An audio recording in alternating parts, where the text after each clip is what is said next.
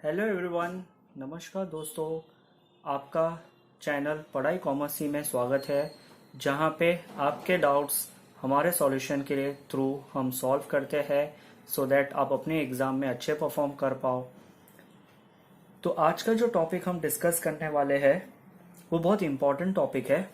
बहुत सारे स्टूडेंट्स मेरे पास आके कहते हैं, सर जब हम मार्केटिंग की बात करते हैं तो मार्केटिंग सिंपल मीन्स एडवर्टीजमेंट होता है क्या? मैं बोलता हूं नहीं। मार्केटिंग का मतलब सिर्फ एडवर्टीजमेंट नहीं होता। मार्केटिंग का मतलब बहुत सारे फंक्शंस उसके अंदर आते हैं। तो आज हम देखने वाले हैं मार्केटिंग के डिफरेंट फंक्शंस क्या है। इस वीडियो को मैं दो पार्ट में बनाऊंगा। पार्ट 1 में हम आधा फंक्शंस एक्सप्लेन करेंगे एंड पार्ट 2 में आपको सेकेंड हाफ फंक्शन एक्सप्लेन किया जाएगा। अगर आपको दोनों वीडियोस देखने हैं तो प्लीज आप इस वीडियो को लाइक करें, शेयर करें और सब्सक्राइब करें। एंड हाँ, बेल आइकन को क्लिक करना भूलना मत, सो दैट कभी भी जब वीडियोस अपलोड हो आपको हमारे चैनल के, तो आपको सबसे पहले नोटिफिकेशन मिले और आप उस चीज का एडवांटेज उठा सको। जब भी कंपनी मार्केटिंग करती है तो मार्केटिंग करने के पहले कंपनी को बहुत सारी चीज़ों पे ध्यान देना पड़ता है, बहुत सारी बातों पे स्टडी करनी पड़ती है, एनालाइज करना पड़ता है। उसी चीज़ को हम लोग बोलते हैं functions of marketing. To make a marketing successful, ये सारे पॉइंट्स पे कंपनी ध्यान देती है। जैसे कि पॉइंट 1 है मार्केट रिसर्च, पॉइंट 2 है आपका market planning, point 3 is product designing, 4 buying and assembling, 5th standardisation and grading, 6 packaging and labelling, 7th branding, 8 price, 9 promotion, 10th warehousing, 11 transportation and 12 points है selling and distribution. जब company ये सारे functions marketing के पहले खत्म कर देती है तब कंपनी का मार्केटिंग सक्सेसफुल होता है। इस वीडियो को हम लोग दो पार्ट में बनाएंगे। पार्ट 1 के अंदर हम 6 पॉइंट्स एक्सप्लेन करेंगे till packaging and labelling, and part 2 के अंदर हम 7 से लेके 12 point, the next 6 point would be explain in the next video. जब भी कंपनी प्रोडक्ट लॉन्च करने वाली होती है मार्केट में, उसके पहले कंपनी को मार्केट रिसर्च करना पड़ता है, जहां पे वो लोग आइडेंटिफाई करते हैं कस्टमर्स का टेस्ट क्या है, लाइक्स क्या है, नीड्स क्या है, डिमांड क्या है, उनके प्रेफरेंसेस क्या है। ये सारी चीजें कंपनी प्रोडक्ट लॉन्च करने से पहले आइडेंटिफाई करती है।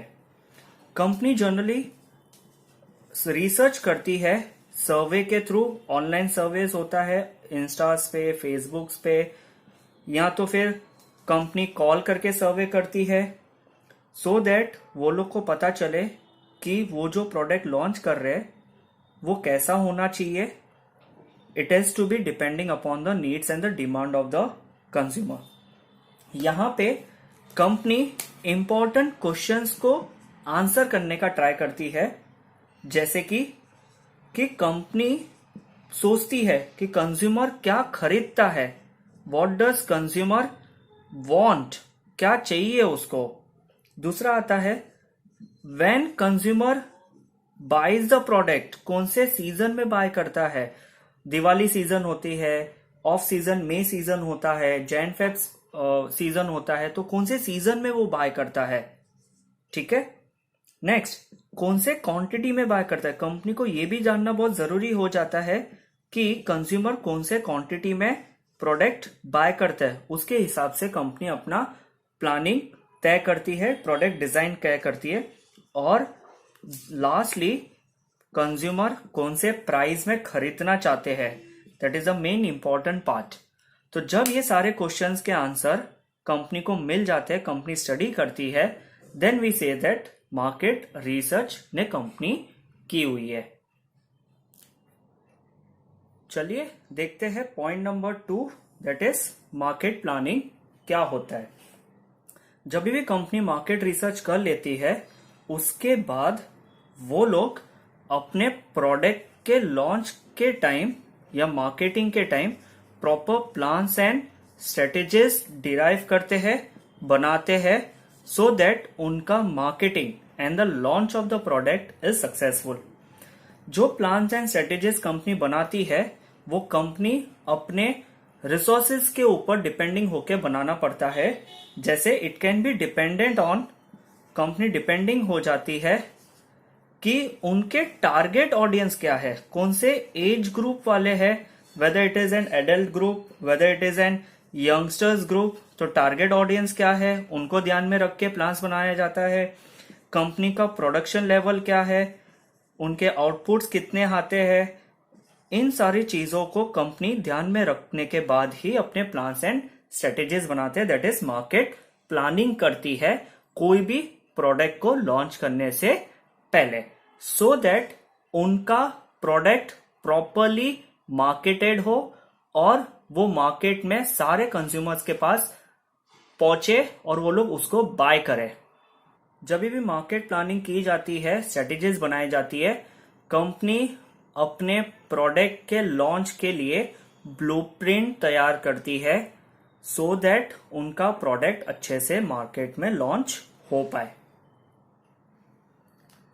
Point number 3 is product design, जहां पे कंपनी डिसीजन लेती है relating to various aspect of the product, जैसे कि टू द क्वालिटी, प्रोडक्ट की क्वालिटी क्या होनी चाहिए, शेप क्या होना चाहिए प्रोडक्ट का, ठीक है, पैकिंग कैसी होनी चाहिए, कलर्स क्या यूज करने चाहिए हम लोग को प्रोडक्ट के लिए या पैकेजिंग के लिए। ये सारी चीजों पे कंपनी अपना डिसीजन लेती है। ये जनरली जो डिसीजन लिया जाता है it is based on research. जो हम लोग ने यहाँ पे रिसर्च किया था, ये उस रिसर्च के बाद ही कंपनी अपना प्रोडक्ट डिजाइन करती है। ये क्यों किया जाता है, जो कि कंपनी को एक कॉम्पिटिटिव एडवांटेज मिले। दूसरे प्रोडक्ट जो मार्केट में अवेलेबल है, कंपनी अपने आप को अलग दिखाना चाहती है सो दैट उनका प्रोडक्ट मार्केट में सक्सेसफुल हो। प्रोडक्ट डिजाइन का सबसे बढ़िया एग्जांपल होगा जियो। जियो के पहले एयरटेल एंड वोडाफोन हम लोग को 1 महीना या 28 दिन 1 या 1.5 GB देते थे, प्लस कॉलिंग और नेट के लिए हम लोग को दोनों अलग रिचार्ज करना पड़ता था। बट जियो ने अपना प्रोडक्ट ऐसे डिजाइन किया जहां पे उनको कॉम्पिटिटिव एडवांटेज मिला, जैसे कि उन्होंने कॉलिंग और नेट के लिए एक ही रिचार्ज दे दिया, प्लस उन्होंने 1.5 GB पर डे का जो लिमिट था हम लोग को अवेलेबल करवाया, जो बाकी के सेलुलर कंपनीज में नहीं था। That is what competitive advantage example is. Fourth function of marketing आता है हमारा बाइंग एंड असेंबलिंग। यहां पे इस फंक्शन के अंदर कंपनी अपने प्रोडक्ट के लिए जो रॉ मटेरियल रिक्वायर्ड रहता है वो परचेज करती है फ्रॉम डिफरेंट सोर्सेस। अलग अलग सोर्सेस अप्लाई किए जाते हैं परचेज करने के लिए, क्योंकि अलग अलग रॉ मटेरियल्स के लिए क्वालिटी होती है। और कंपनी हमेशा चाहेगी कि उनका जो प्रोडक्ट हो और उसके लिए जो रॉ मटेरियल होगा वो अच्छे क्वालिटी का होना चाहिए, since quality of a raw material would decide या would have an impact on the quality of finish goods. Finish product के ऊपर रहेगा and also on the cost of product. तो कंपनी कभी भी चाहेगी कि उनके पास क्वालिटी रॉ मटेरियल अवेलेबल हो सो दैट उनका फिनिश गुड्स या फाइनल जो प्रोडक्ट हो वो अच्छा हो एंड प्लस उनको कॉस्ट भी कम लगे।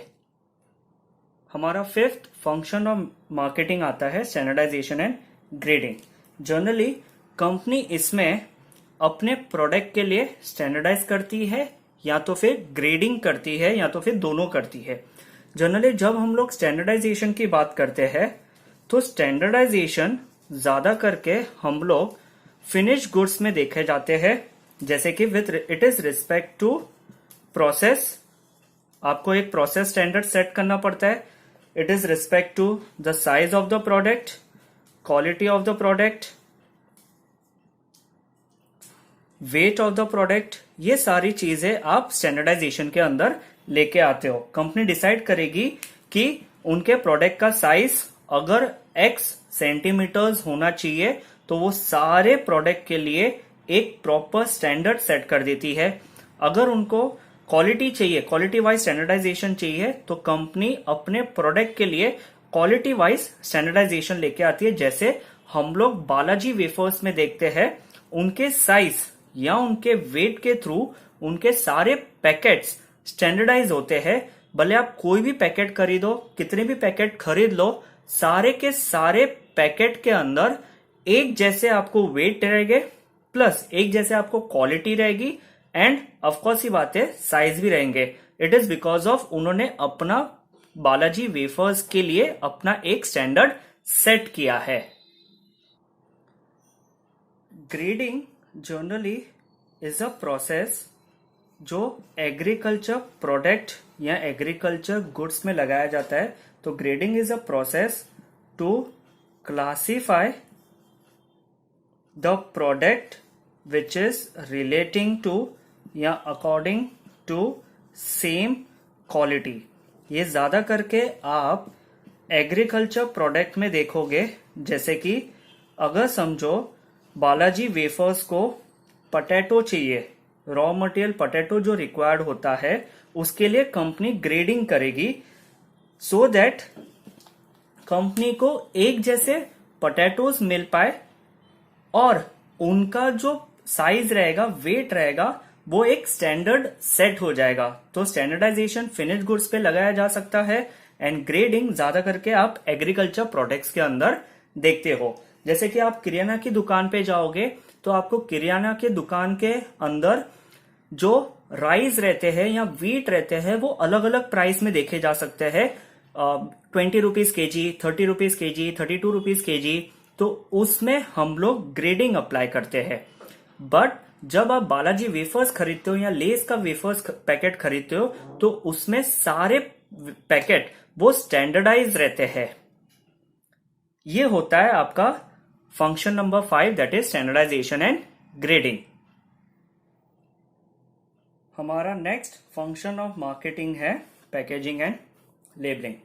कंपनी बहुत ज्यादा ध्यान देती है अपने पैकेजिंग पे और हमेशा कंपनी का जो पैकेजिंग होता है वो अट्रैक्टिव ही होता है। इसमें कंपनी डिफरेंट कलर्स यूज कर सकती है, डिफरेंट इमोजीज या कार्टून्स या डिजाइन यूज कर सकती है to make the packaging attractive. Packaging के लिए कंपनी डिफरेंट चीजें यूज कर सकती है कि जैसे वो लोग पैकेजिंग विथ बॉटल्स कर सकते हैं, प्लास्टिक बैग यूज कर सकते हैं। जैसे कि आप बालाजी वेफर्स के अंदर देख सकते हो, बालाजी ने जो अपने प्रोडक्ट को पैक करने के लिए कलर्स यूज किए, it is so attractive that a normal consumer या कस्टमर इम्पल्स हो जाता है उसको बाय करने के लिए। तो कंपनी अपना पैकेजिंग पे ज्यादा ध्यान देती है और अट्रैक्टिव बनाने की हमेशा कोशिश लगी रहती है।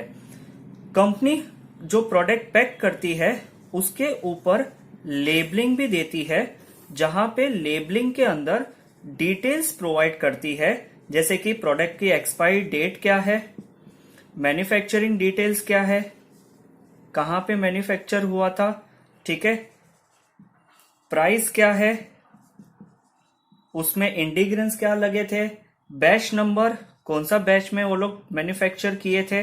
तो सारी डिटेल्स कंपनी को प्रोवाइड करना पड़ता है अंदर लेबलिंग। ये था part 1 video of functions of marketing, जहां पे हम लोग ने 6 पॉइंट्स कवर किए। मेनली मार्केट रिसर्च क्या होता है, what is market planning, company product design पे कितना ध्यान देती है, बाइंग एंड असेंबली क्या होता है, स्टैंडर्डाइजेशन एंड ग्रेडिंग में क्या डिफरेंस है, एंड पैकेजिंग एंड लेबलिंग क्या होता है। तो सेकेंड वीडियो के लिए आप प्लीज बेल आइकन को क्लिक करें सो दैट आपको पार्ट 2 का सबसे पहले नोटिफिकेशन मिले और फंक्शंस ऑफ मार्केटिंग के जो 6 पॉइंट्स बाकी है उसको आप अच्छी तरीके से समझ जाए। Till then take care.